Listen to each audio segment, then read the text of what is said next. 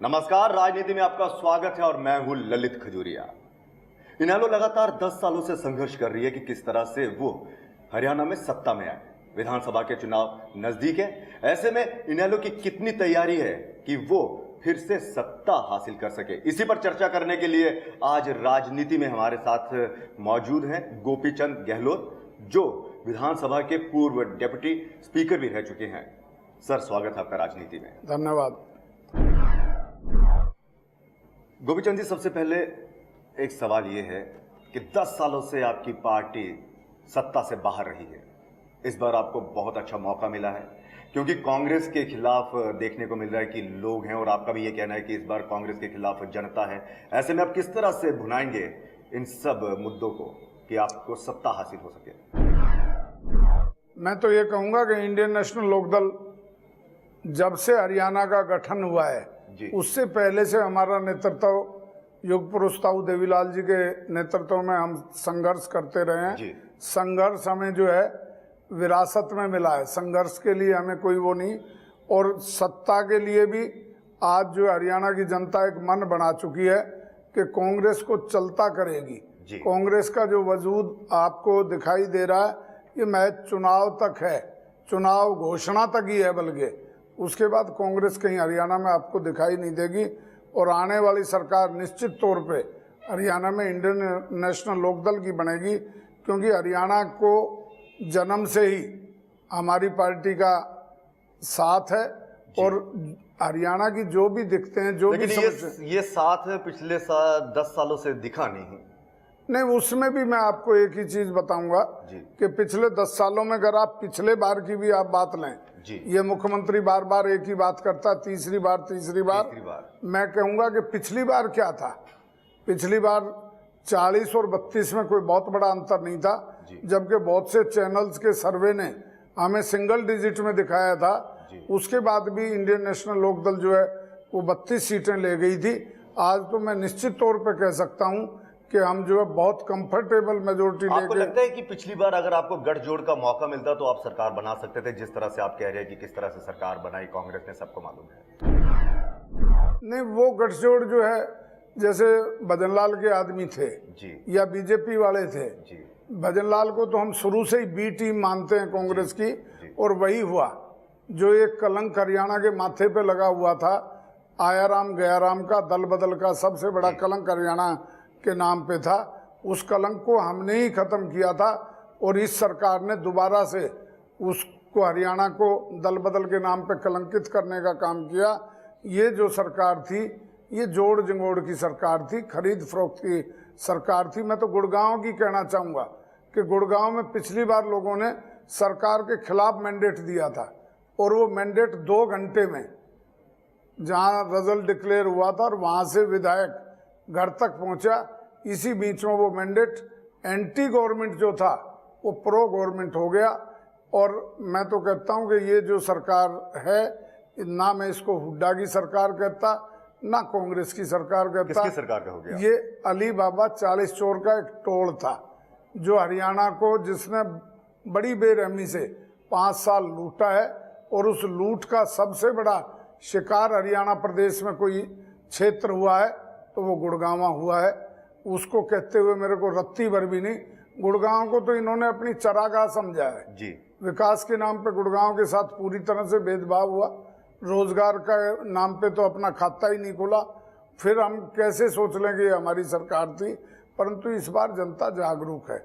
वो जो है, आपको ये जीत इसलिए ज्यादा निश्चित लग रही है कि लोकसभा में जो कांग्रेस हारी है चुनावों में, और जिस तरह से जो हश्र हुआ है यहाँ पर, अगर हरियाणा की बात करें तो सिर्फ 1 सीट जीत पाई है और आपको 2 सीटें मिली हैं। कहीं ये जीत आपको लग रहा है कि 2 सीटें आपने जीती है तो इसी के आधार पर आप जीत को सोच रहे कि इस बार हम जीतेंगे इन विधानसभा चुनावों में? नहीं, उन 2 सीटों पे भी मैं नहीं मानता। इन परिस्थितियों में जब मोदी की लहर में सब कुछ उड़ गया, उसके बावजूद भी यहाँ पे हमने 2 सीटें ली। 3 सीटों पे हम सेकंड पोजीशन में रहे और 10 की 10 सीटों पे लोकदल को बहुत अच्छी वोटें मिली हैं। उस आधार पे हम ये कह सकते हैं। और वो केंद्रीय मामला था, केंद्र के मुद्दे अलग होते हैं, प्रदेश के मुद्दे अलग होते हैं। और मेरे को निश्चित तौर पे पता है कि हरियाणा की समस्याओं को, जैसा मैंने आपको पहले कहा कि हरियाणा के निर्माता जो देवीलाल जी थे, उनके संघर्षों की वजह से हरियाणा बना था, और हरियाणा की दिक्कतों को, हरियाणा की समस्याओं को क्षेत्रीय दल और वो भी खास तौर पे लोक दल भली भांति जानता है और वो ही उसका समाधान निकाल सकता है जी। उसी के दृष्टिगत मैं दावे से कह सकता हूं कि आने वाली सरकार हरियाणा प्रदेश में लोकदल की होगी। आप जिस तरह से कह रहे हैं कि लोकसभा में आपने 2 सीटें जीती और कई सीटों पर आप तीसरे नंबर पर रहे, लेकिन अगर प्रकाश सिंह बादल अपील ना करते जनता से कि आपको, आपकी पार्टी को सपोर्ट करे, तो शायद चरणजीत सिंह या फिर दुष्यंत चौटाला भी ना जीत पाते। कहीं ना कहीं आपको लगता है कि अकाली दल ने आपकी कहीं ना कहीं यहाँ पर मदद की है? ये कोई कहने की बात नहीं है, जग जाहिर बात है जी कि श्री देवीलाल जी और प्रकाश सिंह बादल जी के परिवार का जो रिश्ता है जी वो भाइयों की तरह से है जी, और उनका हमारा गठबंधन है जी, लोकसभा में भी था और हमारा विधानसभा में भी उनके साथ गठबंधन है। गठबंधन धर्म निभाना सबकी ड्यूटी है। प्रकाश सिंह बादल जी की जहां अपील ने असर किया जी। वहां मैं ये भी कहूंगा कि लोकदल के कार्यकर्ताओं की जो मेहनत थी उसका ही रिजल्ट है कि हम इतने बड़े अच्छे ढंग से ये दोनों सीटें जीत पाए हैं। अब जिस तरह से गुड़गांव की तरफ से आपको उम्मीदवार घोषित किया गया है इनेलो की पार्टी ने, और किस तरह से आप इन लोगों के मुद्दों को भुनाने की कोशिश करेंगे और ऐसा एक बार फिर हो कि आपको जीत हासिल हो? क्या ऐसा कुछ खास? गुड़गांव की तो मैं एक ही चीज कहूंगा कि गुड़गांव की बदकिस्मती है। आज पूरे प्रदेश में इस सरकार का मुख्यमंत्री, मंत्री, संतरी जहां भी जाते हैं किसी भी शहर में एक ही बात कहते हैं कि आप हमें ताकत दो, हम आपके शहर को, आपके इलाके को गुड़गांव जैसा बना देंगे जी। परंतु हम गुड़गांव वाले जानते हैं कि 10 साल में हमारी क्या दुर्गति हुई है। विकास के नाम पे हमारे साथ सौतेला व्यवहार किया गया और यहाँ पे रोजगार के नाम पे भी मैं कहूँगा कि दुनिया को रोजगार देते हैं और हम आज हमारे युवा बेरोजगार बैठे हुए हैं। और कहीं पे बहुत सा क्षेत्र हमारा 900 मीटर की आड़ में जो है हमारे विकास कार्य एक भी विकास कार्य नहीं हुआ। 10 साल सरकार कहती रही कि हम अनऑथराइज कॉलोनी ऑथराइज करेंगे, परंतु हमारे यहाँ एक कॉलोनी ऑथराइज नहीं हुई। गुड़गांव का 40% क्षेत्र जो है जी। उसमें विकास नाम की एक ईंट नहीं लगी। और मैं तो ये कहूँगा कि गुड़गांव में कोई सरकार के रहमो करम पे भी हमें जरूरत नहीं है। हम जितने संस्थान, जितने साधन हम मुहैया कराते हैं उनका ही प्रॉपरली यहाँ यूटिलाइज हो जाए। गुड़गांव को ना किसी की मदद की जरूरत। मैं आपको एक ही एग्जांपल बताता हूँ कि आज नगर निगम जिसका बड़ा शोर हुआ था जी। बनने से पहले, नगर निगम का आज लगभग हमारा 1000 करोड़ का बजट है। अगर उस 1000 करोड़ को ईमानदारी से गुड़गांव में लगा दिया जाए तो गुड़गांव शहर की काया पलट हो जाएगी, परंतु गुड़गांव में तो काम नहीं करते। गुड़गांव शहर की आज क्या हालत है वो बहुत ही दयनीय है। मैं कहूँ, आप नहीं मानेंगे, मैं विपक्षी दल का आदमी हूँ, परंतु मैं कांग्रेस के मित्रों से एक चीज पूछना चाहूंगा कि उनको अगर याद हो तो वो कहें कि मार्गरेट अलवा यहाँ पे आई थी कांग्रेस वर्कर्स की मीटिंग लेने के लिए। उन्होंने स्वयं उस मीटिंग में ये कहा था कि मेरे 2 बेटे गुड़गांव में रहते हैं, परंतु मैं पहले से गुड़गांव में आती रही हूँ। जितनी बुरी हालत, जितनी दयनीय हालत गुड़गांव में अब है, ऐसी मैंने कभी नहीं देखी। और दूसरी बात जो उन्होंने उस मीटिंग में कही थी वो ये कही थी कि गुड़गांव का कोई भी नेता अगर मेरे पास आता है तो वो किसी विकास के कार्य के लिए नहीं आता, वो केवल एक काम के लिए आता है कि मैडम मेरा CLU करा दो। गुड़गांव तो आज CLU सिटी बन के रह गया। इसका भगवान भरोसे सरकार ने छोड़ दिया। आने वाले टाइम में हम इस सारी कमी को भी पूरी करेंगे और गुड़गांव को पुनः जो उसका खोया हुआ स्वरूप है उसको पहुंचाएंगे। गोपीचंद जी, आपने CLU की बात की, आप ही की पार्टी के नेताओं ने इसका स्टिंग किया, फिर लोकायुक्त के पास गए, बकायदा लोकायुक्त ने डायरेक्शन दी कि जो भी दोषी पाया गया वो CD में उसके खिलाफ FIR लॉन्च की जाए, मतलब एक्शन लिया जाए। लेकिन आपकी पार्टी ने इस मुद्दे को इतना भुना नहीं पाई। अगर यही चीजें सत्ता हथियाने के लिए होती या कोई और मुद्दे होते तो आपकी पार्टी सड़कों पर आ जाती, कहीं ना कहीं हाईवे बंद करती, कुछ भी करती, आंदोलन छेड़ती।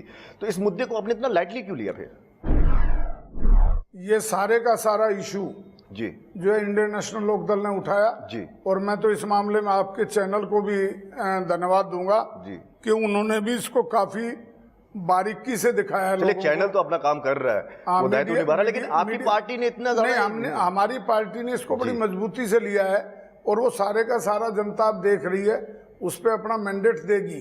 पूरा भरोसा है मेरे को कि जो ये लूट जमीनों की यहाँ मची है जी, और जिसमें पूरे का पूरा केंद्र से लेके प्रदेश तक का सारा कांग्रेस का नेतृत्व उसमें इन्वॉल्व है जी, निश्चित तौर पर गुड़गांव की जनता जो है, चाहे वो SCZ का मुद्दा था, चाहे वो इंदिरा गांधी ट्रस्ट के, राजीव गांधी ट्रस्ट के नाम पे जमीन ली गई, चाहे रॉबर्ट वडेरा का कांड था, या कुणाल भादो ने या किस तरह से वो किया है, या आज कांग्रेस में बैठे बिल्डरों के साथ इनके कितनी हिस्सेदारी है, कैसे है, कितने CLU दिए गए हैं, इस सब की ये सारे के सारे मामले जो हैं इंडियन नेशनल लोकदल ने उठाए हैं। और अगर आपकी सरकार बनती है तो आप क्या करेंगे? इन मामलों को आप उठाओगे या द्वेष की भावना से आप कार्रवाई करेंगे? द्वेष की भावना की जरूरत ही नहीं, गुड़गांव की जनता के साथ अन्याय हुआ है जी, और अकेले गुड़गांव के साथ नहीं, इस सरकार का इससे मोटा क्या होगा कि जब से गुड़गांव बना था 2005 तक 54 सेक्टर यहाँ पे बने थे और 54 सेक्टर अब इस सरकार ने बनाए हैं। सरकार आप कार्रवाई करेंगे जब आपकी सरकार आएगी? बिल्कुल बिल्कुल। कहीं ऐसा तो नहीं होगा कि जैसे दिल्ली के मुख्यमंत्री की बात करें, अरविंद केजरीवाल की, जब वो मुख्यमंत्री थे, वो मुख्यमंत्री बनने से पहले शीला दीक्षित के खिलाफ बहुत कुछ बोला और कहा कि हाँ जी 2-3 महीने के अंदर हम सब कुछ कर देंगे, कहीं आपकी पार्टी आई तो फिर आप ना भूल जाएं? लोकदल की एक ही तो विशेषता है, लोकदल जो कहता है, हमारा नेतृत्व जो कहता है उस पर अमल करता है जी। अभी आपने देखा होगा कि हमने कहा था कि सबसे पहले हरियाणा में टिकटों का जो बंटवारा करेंगे वो हम करेंगे, उनकी घोषणाएं हम करेंगे और हमने जो कहा वो करके दिखाया। 62 के करीब जो है 2/3 सीटें हमारी डिक्लेयर होगी और जल्दी ही बाकी सीटों में से भी बहुत सी डिक्लेयर हो जाएंगी। चलिए, इसी तरह से जो लैंड स्कैंडल्स हुए हैं जिसमें हमें बड़ी बेरहमी से लूटा गया, यहाँ बेनामियां हिस्सेदारी बहुत है। नहीं, आपको क्या लूटा गया कि आपको मौका नहीं मिला? आप पार्टी से, आप सरकार से बाहर थे? नहीं, हमने तो सरकार से बाहर रहे हैं, तब भी हमेशा इन मामलों को उठाया है जी। आज मैं ये कहूंगा कि यहाँ तो बेनामी हिस्सेदारियां बहुत हैं, उन सारे मामलों का पर्दाफाश किया जाएगा, सबकी छानबीन की। चलिए, जिस तरह से आपने टिकटों की बात की, टिकटों की बात पर मैं बाद में आऊंगा। पहले ये बताइए कि विधानसभा चुनाव नजदीक हैं, पार्टी की पूरी तैयारी है, नरेंद्र मोदी यहाँ पर आएंगे प्रचार करने के लिए, प्रधानमंत्री हैं वो, जाहिर सी बात है बीजेपी के लिए आएंगे, तो कितना खतरा मानते हैं आप? क्योंकि लोकसभा चुनावों में आपने देखा कि किस तरह से मोदी लहर देखने को मिली थी और हरियाणा में भी मोदी लहर देखने को मिली। क्या आप मोदी लहर को मानेंगे इस बार भी कि हाँ आने वाले विधानसभा में देखने को मिलेगा उनका? नरेंद्र मोदी जी प्रधानमंत्री हैं और वो जो है अपनी पार्टी के लिए आएंगे, इसमें कोई चुनौती मानते हैं आप उनके नहीं, प्रचार मैं वो नहीं मानता।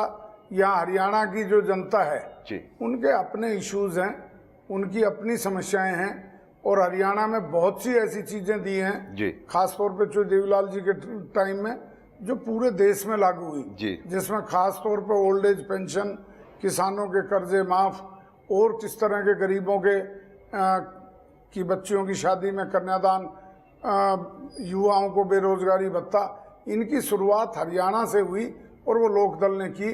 तो ये इश्यूज हरियाणा की जनता को एक ही भरोसा है कि लोकदल का नेतृत्व जो कहेगा उस पर अमल करेगा। यानी कि आपकी नज़र में ना कांग्रेस आपकी टक्कर में है, ना आपकी टक्कर में बीजेपी है?